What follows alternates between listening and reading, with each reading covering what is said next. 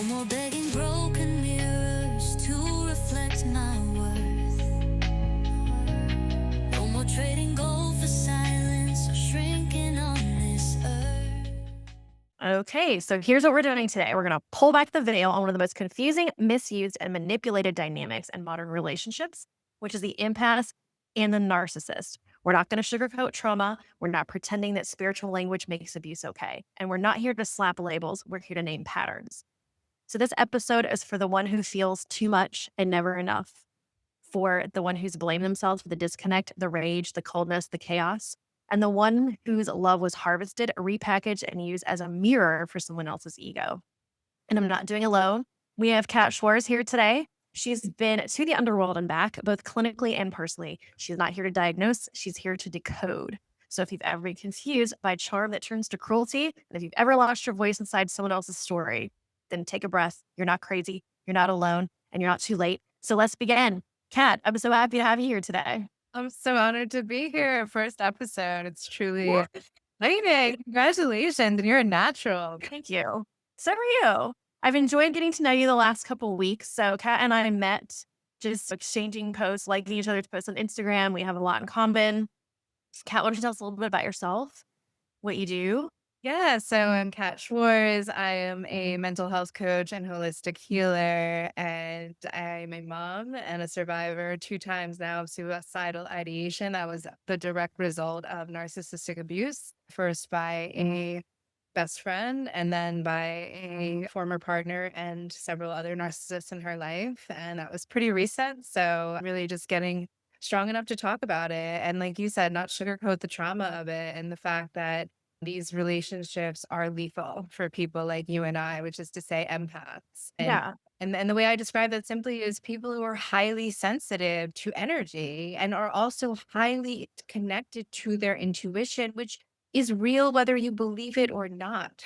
You're following your intuition all the time, just as you're being influenced by your ego all the time, whether you are aware of that or not. The gravity doesn't ask for your permission to keep your feet stuck to the earth, right? It just does.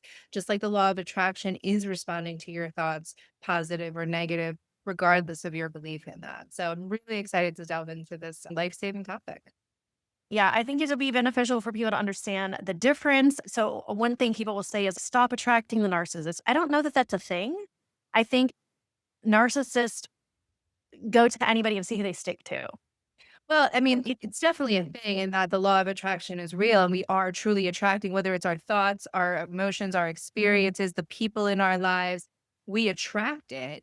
But that doesn't mean that we're deserving of the abuse. We attract it because it matches a wound within us that believes Right. we're not deserving of love, that we're not deserving of trust, that love means pain, that those two things are the same because you and I know each other's stories enough to know that we didn't grow up in households where love and peace and calm was the norm. It was quite the opposite of that. And that had a significant impact, not just on our nervous system development and our emotional development, but essentially our standards and our expectations of what love looks like. And it allowed us to really fall for the breadcrumbs and the narcissistic charms very easily because we're so starved for that love and attention that we'll take it from any source. And until you heal those wounds, unfortunately, the universe will send you as many narcissists as you need to reflect back to you those wounds so you stop the pattern. Absolutely. And I think it takes almost a life-ending event for you to get it sometimes. At least that's Right. what happened to me. Because I think we look back and we're like, I can accept this. I can settle for that. And I think an empath is probably going to argue, no, I do think I'm deserving of love. That's what I'm looking for. And I think it's the trauma bond. It's the Like, trauma. yeah. Because when we grow up in families that model trauma bonds to us, we think that's what relationships look like. Because let's be clear, not every toxic relationship is a narcissistic empathic dynamic. Yeah. Toxic relationships exist that are simply two well-intentioned people who have no idea how to love and be loved and compromise and put another person's needs before yours. That's a systemic problem, but so is narcissism, in which the intentions are much more malicious. We are literally lured into these traps on false pretenses on who they are, what they believe, their character, their past. Well, It's a mask that they wear to mask their deep insecurities, because that's the biggest secret that empaths need to understand about narcissists is they're incredibly insecure, emotionally stunted, overgrown toddlers. yes, But they get right. meaner and nastier as they grow, and they're flying monkeys, aka the people that they also trap into their lies and deceptions. They'll tell every part of the story after you exploded, but absolutely nothing that happened before it, right? Yeah. It's very carefully crafted narrative. It always shines them in the best possible light. They are always the hero or the victim, but never ever the villain. They never take accountability for anything. You are always to blame. It's, like you said, a potentially lethal dynamic, and one that we have been unfortunate to be deeply impacted by. But the beauty of that is now we get to educate. Yes. Yeah. And that's what we're here for. Yep. Because if we can just save one more person from going through it or to help somebody get out, I think that's the big thing. Because you'll hear all the time, why don't you just leave? Why don't you just get out? It's not that easy. And there's so many facets to why. I Yeah. mean, once we get past I realize what's going on, a lot of times it's like, how am I going to get out of this and not die? But yeah, I mean, I know that was the reality for you, and I'm so terribly sorry to hear it. And as somebody who is a close personal friend of Gabby Petito's mom, Nicole Schmidt, I know that your concerns are not invalid, right? I mean, people absolutely lose their lives to these dynamics. In my case, the rock and the hard place that I was stuck between was that I had taken on the entire financial responsibility for a family of five for a woman who was very severely traumatized from human trafficking. She was stolen from the country of Chile. Her mom was told she died and she was sold to the US and abused terribly. So when I met her at 33 and she had been through this very severe abuse, she had a daughter who I instantly fell in love with. She was like the twin of my son. They were only a single day apart in age. They're the reason we met on the soccer field that they played on. And I thought that I was committing my life to a woman. Well, yes, she had severe mental health issues and physical health issues because of her severe trauma. But she was going to heal through with all the love and support that I was giving her. But because she refused to fully trust me ever, she really honestly thought I was too good to be true. And then I must have some sort of malicious intention. They have a malicious narrative. Exactly, because we don't see the world as it is. We see the world as we are. And you have spent a lifetime doing absolutely anything to have your needs met, no matter who you have to step on or screw over or screw. We're not, yeah, we're telling the truth here.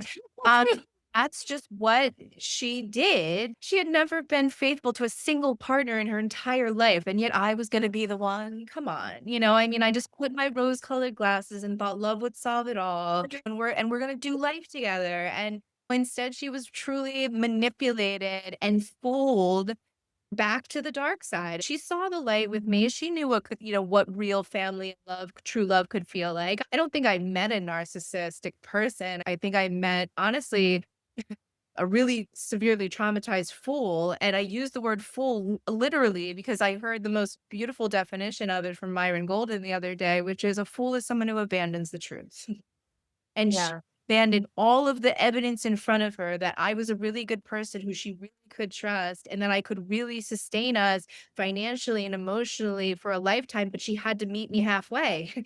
She had to do her part. And she never let go of those bad influences in her life or bad habits. And now I get to tell the truth about it because it got really, really, really, really ugly.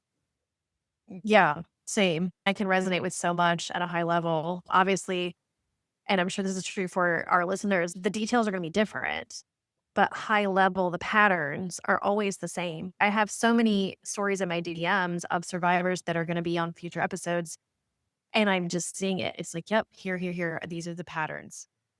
This is like what happened, even though the details are completely different. It's always the same. Like And it's like they have a playbook. I also want to say that in both of our cases, our exes started smear campaigns so long ago against us, telling outright ridiculous lies about us, things that we aren't even capable of imagining up, much less doing. They literally make us seem like villains in the evil lair when all we're trying to do here is be authentic and true to ourselves and the best people and parents that we can be without completely compromising ourselves and our mental health. Yeah. But every detail that I talk about and you talk about, because we are women of integrity, is told because it is the truth. This isn't even revenge. This is justice. This is simply telling the truth of what happened to us, because as you said, it's a pattern. It's truly an epidemic. And if they can slander us with lies, we can expose them with truths. This is about saving lives, because we're certainly not going to change the narcissists. They're going to blame us till the day they die. They're going to die mad about it, that their campaigns to end our lives through their smear campaigns didn't work.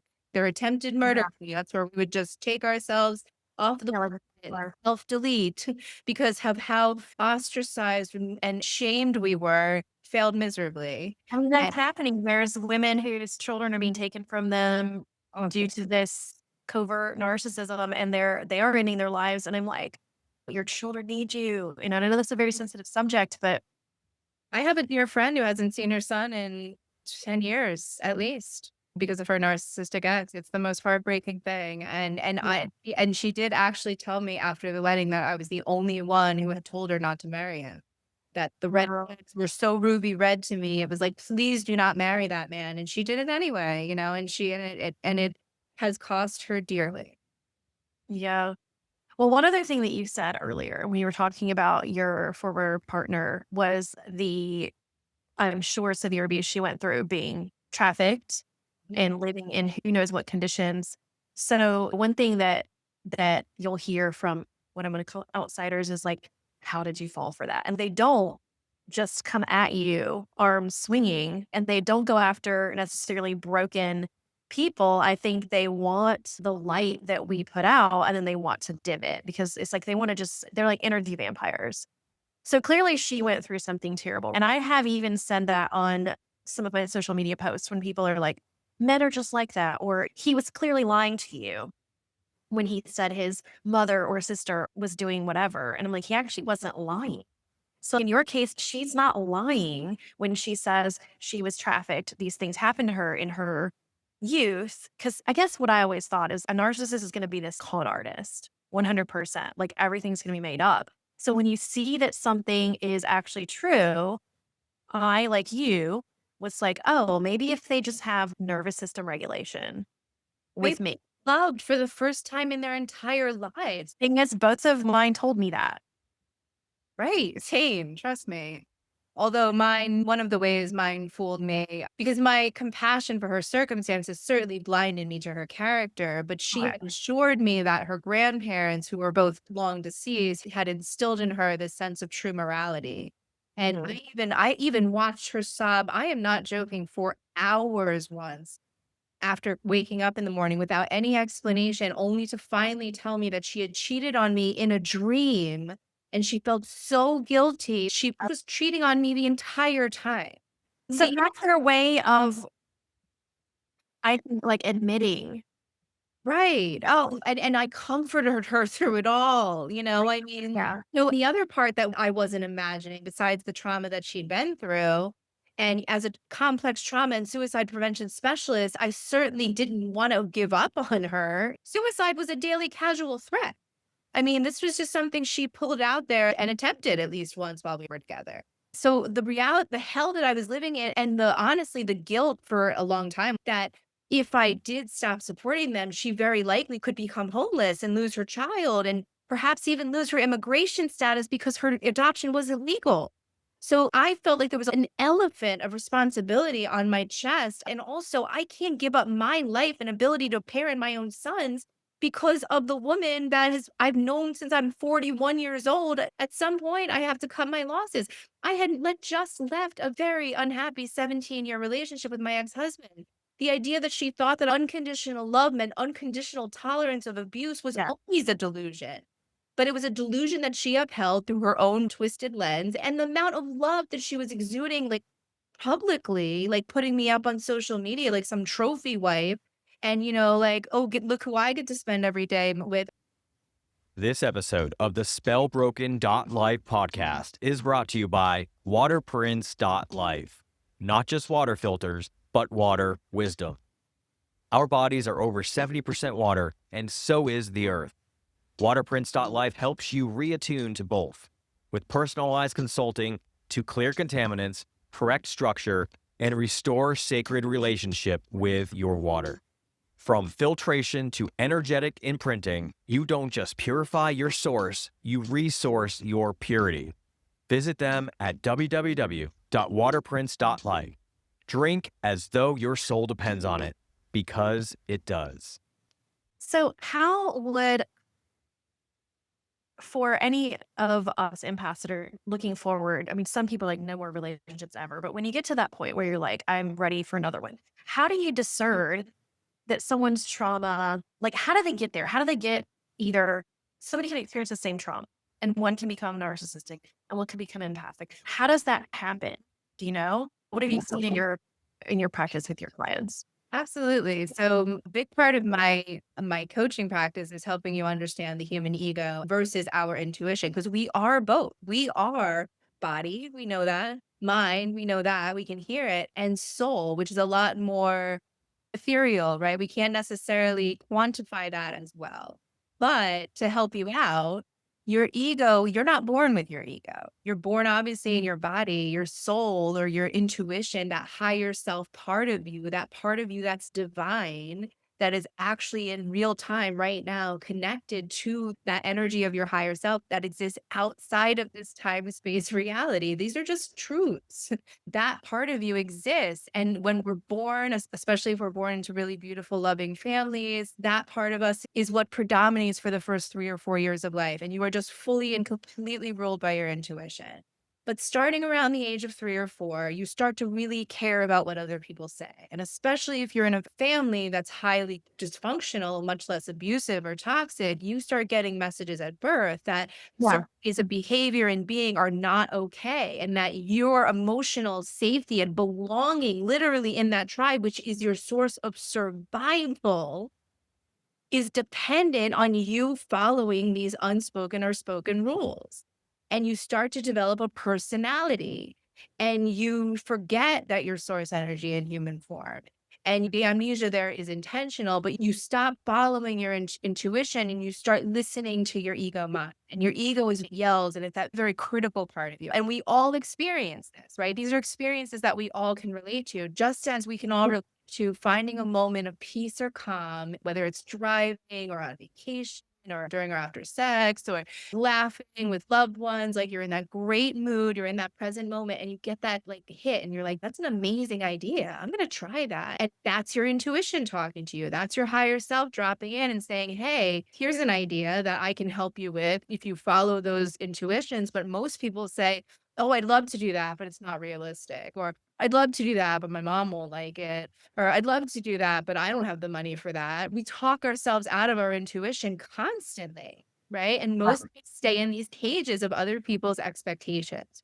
And a narcissist most likely experienced very severe trauma. We're not talking about moderate levels of trauma. We're talking about severe trauma, as like in the case of my ex. Certainly narcissists exist without having experienced that level of severity. And I've met people, but let me also be clear, I've met empaths, one in particular, my friend Amanda, who experienced trauma that makes my exes look moderate. So Wow. she was sex trafficked, not only sexually abused by both of her parents, but then sex trafficked by her entire family and just sold off to different family members, and has experienced unspeakable things, absolutely unspeakable things. Horrible. Yeah. And So in both situations, and in anyone's, it sounds like it's a survival mechanism. Like you said, it's so you're depending on these people for food, water, shelter, love, yep. if you that, or what looks like love. So is it like in both cases, one person, the narcissist, is like you were saying, what can I get out of a situation? How do I need to act? How do I need to be? What mask do I need to put on to get what I want? The other person, their mask is the people pleaser. How do I bring that person down to be nice to me? What do I have to do to basically lick their feet? Yes. Well, in both cases, you're manipulating to get your needs met. Sure.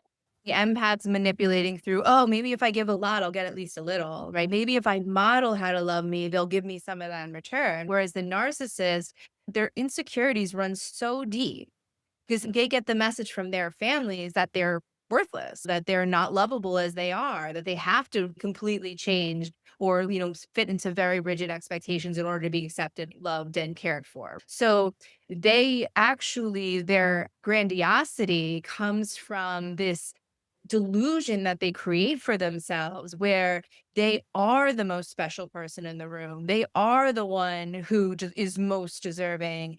And they're going to try to make up for the fact that they never got it from their parents through every other relationship the rest of their lives. And they're always going to be finding new supplies for this because it's never, ever going to fill their bucket. Because the only thing that does fill our actual bucket is self-love. Yeah. So, and I would say essentially someone who becomes truly narcissistic, and I define that because we all can be narcissistic at times because we all have an ego, but a true narcissist intends to harm.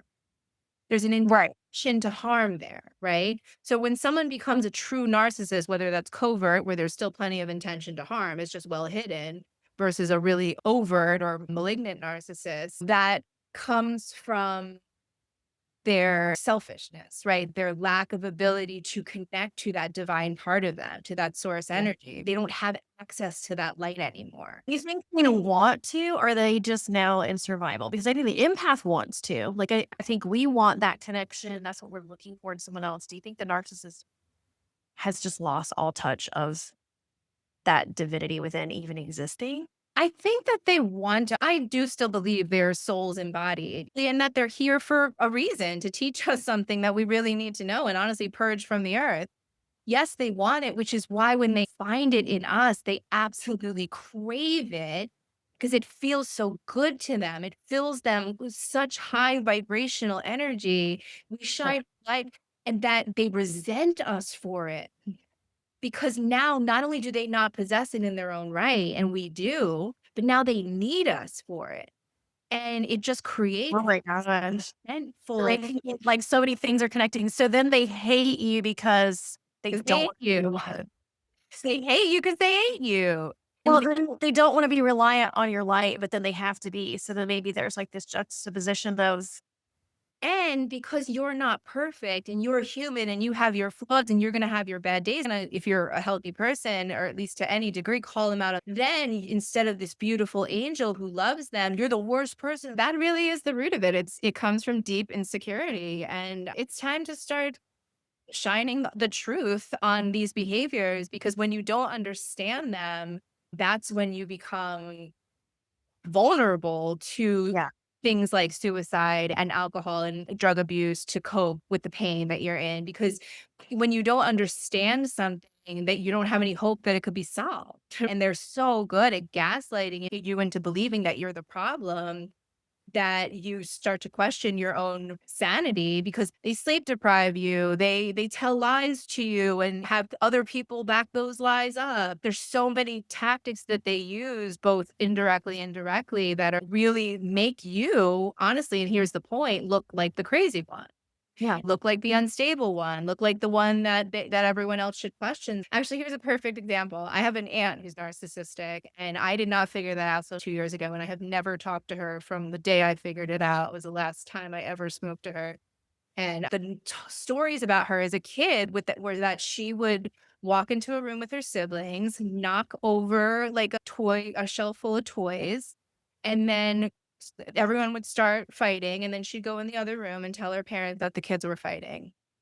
Yeah. And I was like, oh, that's an early sign. When kids are doing this, it's like we need to intervene early and like figure out what the trauma is. Yeah. Right. I'm Absolutely. concerned about that with my son because his father lives with his parents, which are where his problems are coming from. So I'm like, awesome. And that's what's hilarious about, but not about them saying that I want to unalive myself. It's like, are you serious? Like, even if I ever felt like that, I need to be around to undo all of the stuff that you guys are going to do if you continue to have custody of him until he's of age. I You think know? these narcissists, and even the ones who are mothers themselves, really underestimate our desire to be what we didn't have for our own children. And I mean, I would not be on earth, both from my 2017 suicidal crisis and then my 2025 one earlier this year, if I wasn't a mother. Because I had to come to the conclusion, the logical reasoning, because suicide, let's be clear, it's not a problem, it's a solution. Right. It's a That perceived you're right. It's a solution, perception, yes. right? To the problem of narcissistic bullying and abuse and smear campaigns and losing your children. My finances were wiped out by my relationship with her. Right. I had to humble myself and start completely new, but my peace is priceless. And these dynamics are so incredibly damaging that we're not going to let them hide behind those masks anymore, right? Because Right. and certainly in the case of every narcissist that I've ever been associated with, their public image and persona is so completely different than who they are behind closed doors. Yeah. Absolute worst nightmare is being exposed for who they really are. So here we are doing exactly that. Do you have a story that needs to be heard? Do you have hard-won wisdom that could break someone else's spell? Then I want to talk to you. Spellbroken.Life is collecting stories from the underworld of narcissistic abuse. Whether you're a survivor, a practitioner, a therapist, a lawyer, or a truth teller in the trenches, the Spellbroken Life is looking for bold voices who aren't afraid to speak the truth and light the way. If you've lived it, studied it, healed through it, you've made it back from the dark and have something to say, I want to share the mic with you. Send your pitch to hello@spellbroken.life or visit www.spellbroken.life/apply to learn more. Follow the conversation on Instagram and TikTok at spellbroken.life. Subscribe on YouTube for new episodes, deep dives, and sacred fire. Be bold, be heard, be a guest on the show, because someone out there is waiting to hear exactly what you've lived through and how you reclaimed your throne. That's a good segue into the 3 purposes of this podcast. One is to talk to experts like you, or even like psychologists, therapists, counselors, survivors, and then people have resources, which you also have, which we'll talk about in a minute. But I would never speak ill of my son's father to my son during his youth, and I don't know how I will deal with it when he is of age. However, one of my worst fears of dying, with not only these people raising him, is that he will be told a story that is untrue. I was told a story that was untrue about people in my childhood, and when I realized the truth, and I'm like, wow, my entire childhood was a lie regarding this person, right? My perception of that person's childhood. For me, this is like a time capsule.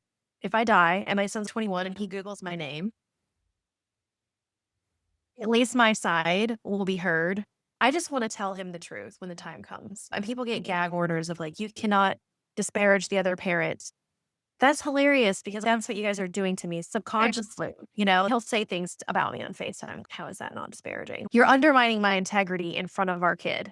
Well, that's a classic narcissistic abuse. It's like they have standards for other people that they absolutely do not hold themselves to, right? So you're always the bad guy for doing something that they absolutely did themselves, but 10 times worse. Right? I didn't finish the point before. The logical conclusion that I needed to come to in order to take suicide off the table forever, because for me as a suicide prevention specialist, it's off the table forever. I will never, much to my haters' chagrin, I will never take myself off this planet, because not only am I a mom, and I now know myself to be a very, very good one. I didn't think so necessarily the first time around that I considered it, but I did at least recognize that moderate levels of trauma that I'd been through in my childhood had resulted in a suicidal crisis at 38, and that I had deeply suffered. And how could I possibly put a trauma in their lives that's 10 times worse than that? How could I take your mother off the planet by suicide and then expect that they wouldn't live a life of absolute misery? So that it became not an option. And while I do not share children with my ex, thank God, and the father of my children is not a narcissist, my ex-husband and I are on very good terms. And he's a very good dad, and I'm a very good mom. He even came to court to testify that for me when my ex brought me to court trying to ruin my career with a restraining order. But when it came to me not speaking about the details, honestly, especially when we were together, is because I was afraid that the truth of what happened would jeopardize her custody. And it very well might. And that is really not my problem. So I had to do what I had to do to get out of that relationship. And let's be so clear that my ex absolutely was one of the people that was hoping I would self delete by the end, because what she did, it was so unnecessary, first of all, because I really was who I said I was. I really did intend to love her for the rest of her life. I really did intend for us to become that family that was functional. And instead, she trusted people who she'd already knew not to trust. That's the part that just blows my mind the most. know. I say that she had filet mignon, because let me be like, this woman had a completely kept life. It's like when you try to feed your cat or your dog the really good expensive food and they're like, no, give me the crap food. Like, because that's what they're used to. It's literally the same. They're used to eating toxic microwave dinners every night. They don't know what to Or do. worse. They don't know what to do with this. Like, what is this good stuff? I don't like how that tastes. I thought I wanted it. Yeah, you're Because right. they think they want women like us until we hold them accountable. It's Right? 100%. Until we expect reciprocity for the incredible amounts of genuinely intentioned love, care, gifts that we give. But we're no longer doormats who are just going to accept breadcrumbs when I deserve a 5-course meal. So I know we don't have a lot of time left. I want to talk about some of the resources that you offer. What are some of the things that you can do for people either locally or from a distance, and how can they get in touch with you? Yeah, so I have a free downloadable PDF. It is called Discover 10 Reasons Traditional Therapy and Religion Might Be Harming Your Mental Health. So it'll give you a deeper insight into how my teachings are vastly different from the Western healthcare, mental health care system. And that's because 9 years of traditional mental health care failed to prevent my first suicidal crisis. I started suffering or becoming aware of my severe mental health issues after my first son was born, which was 2010, and my crisis was in 2017. And I had started seeing a therapist. Occasionally, I would see a therapist in my younger years too. So the fact that I had gone to therapy every single week, taken all these different classes of medications, done EMDR, had done a partial hospitalization program even once I wasn't able to work anymore, and I was still suicidal, I was absolutely losing hope. I'm like, what else is there out there? And it took not only a complex PTSD diagnosis for me and the change from pharmaceuticals to medical cannabis, but a year later, I had a very shocking spiritual awakening. And I say shocking because I was a total atheist for 18 years after a Catholic upbringing. So everything that I teach now, I was a physical therapist for almost 20 years. I wound up leaving that profession completely in 2021, and I focus on coaching, which is my true passion. And then through my coaching, I do Reiki, I do mediumship. Gabby Petito's mom is one of my clients, as I said earlier. And I am really helping to offer a completely alternative solution to the problem of suicidal ideation, depression, anxiety, all different common mental health conditions for people who really want more than symptom management, who actually want it. Because having been through what I've been through, I can tell you right now, I'm genuinely happy. And Same. it's because of the spiritual tools that I use on a daily basis. It's because of the fact that I take energy healing seriously. I don't call myself crazy for the fact that I have extrasensory gifts. I allow myself to be the spiritual weird healer that I am, and I'm way happier than I've ever been at any point in my life. And if it's possible for me and you, having been through what we've been through, which we don't look like, by the way, let's be clear about that. What are we supposed to look like? Decrepit, stab.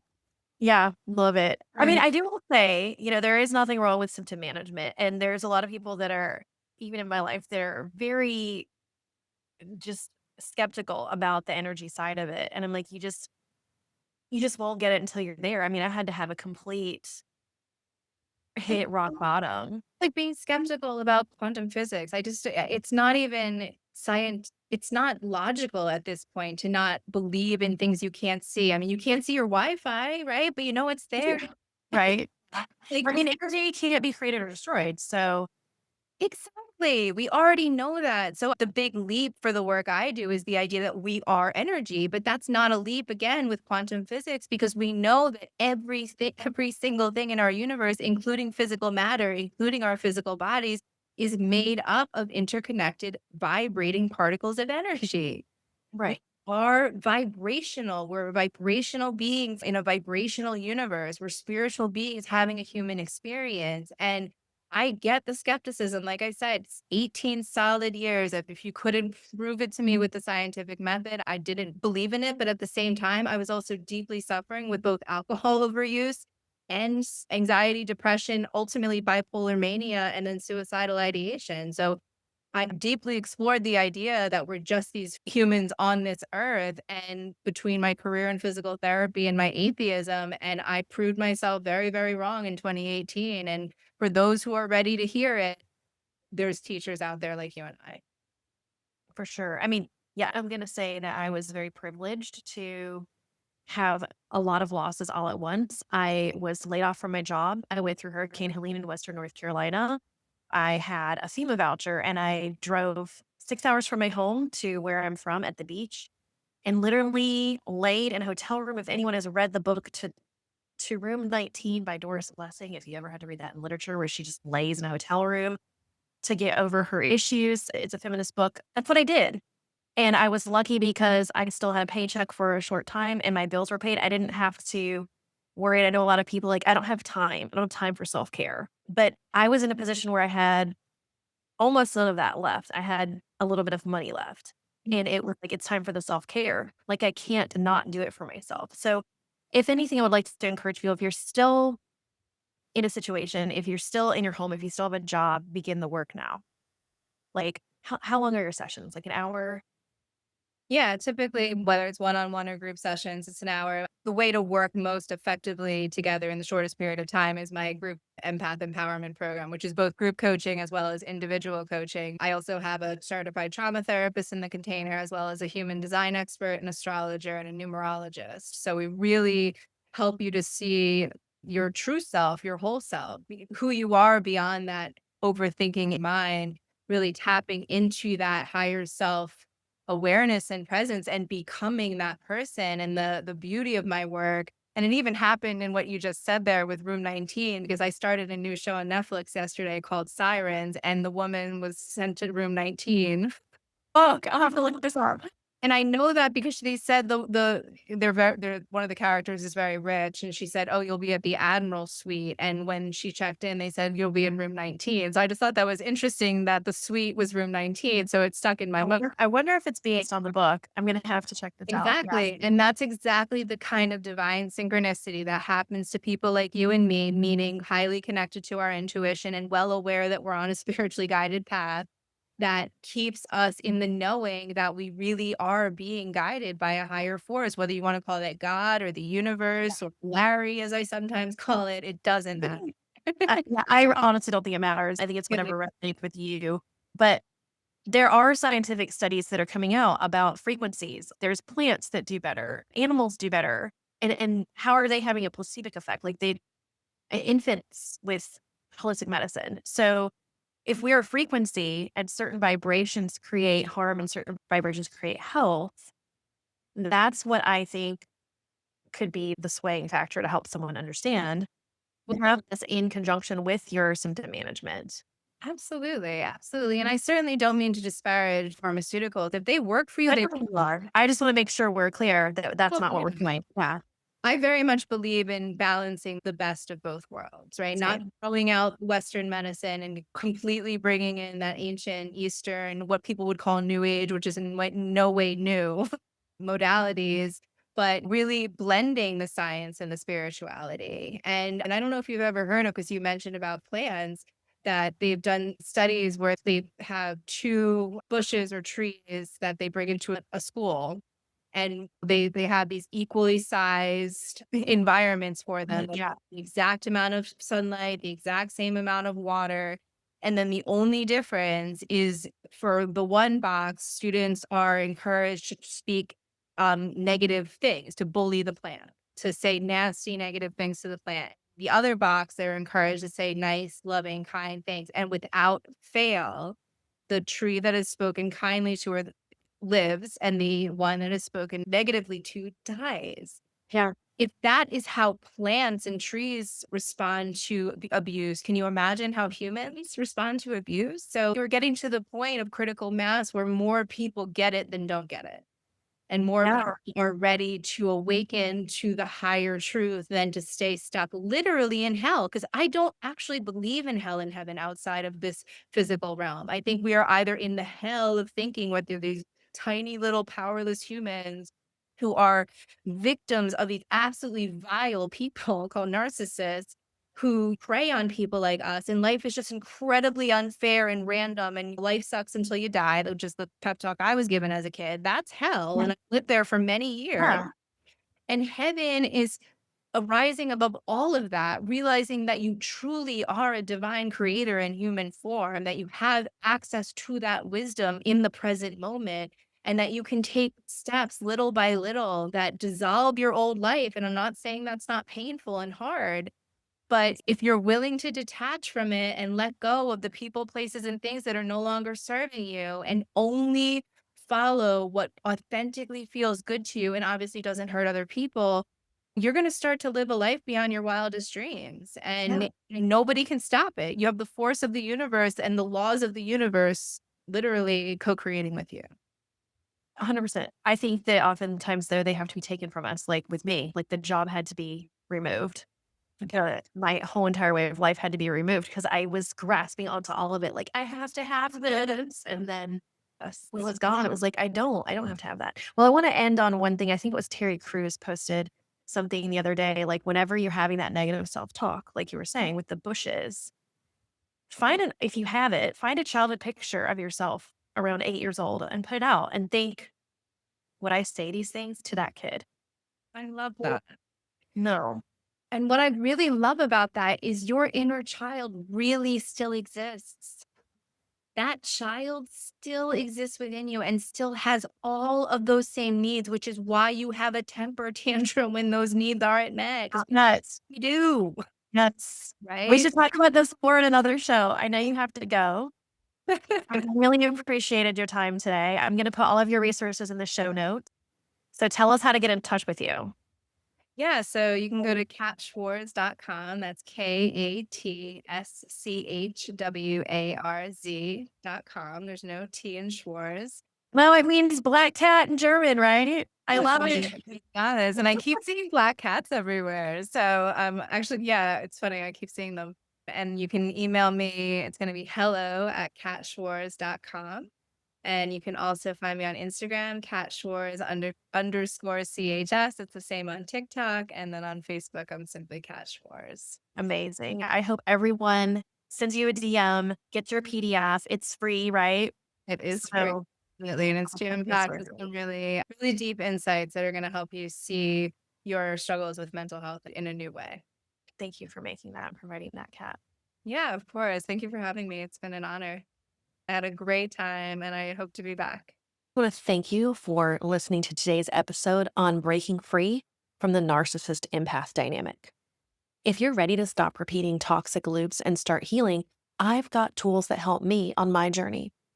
Head over to my website at www.spellbroken.life for the latest on resources, healing products, and exclusive discounts on the tools that supported my growth from start to now.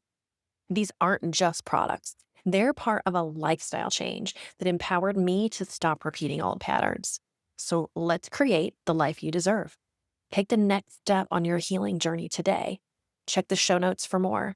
And by the way, I got all of this from the Axioms of the Æther. The anchor is active, the ray is restored, and the bridge light is claimed. Thank you for listening. Until next time, keep breathing in truth and exhaling what was never yours to carry.